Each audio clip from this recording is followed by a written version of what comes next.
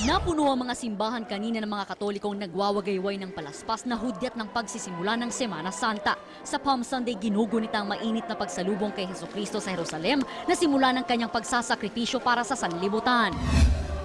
Sa Baclaran, halos di makausad ang pila ng mga magpapabasbas ng palaspas sa sobrang kapal ng tao. Hindi lamang mga individual kundi kasama ang kanilang buong pamilya. Oportunidad din ito para sa pagsisimula ng Semana Santa o Holy Week ay buong pamilya ang nagninilay.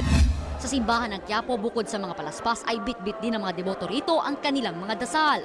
Ang dasal ko sa Semana, yung para kakapayapaan ng buong mundo. Yung lahat ng mga tao magbago. Yun lang. Sa pabasa naman sinalubong ng ilan ng Semana Santa. Ito ang tradisyon ng pag-awi tungkol sa sakripisyo, pagkamatay at muling pagkabuhay ni Kristo. Ang ilang kabataang ito dinaan sa rap ang kanilang pasyon. Yung mga matatanda medyo napagod na. So kami trinay namin kami. Tapos yung rap, in-insert namin dun sa pabasa. Pero ang mga nakatatanda pinili pa rin ang tradisyonal na pagbasa ng pasyon. Pakiramdam namin, mas nagiging sagrado ang aming ginagawa pagka ganitong tono.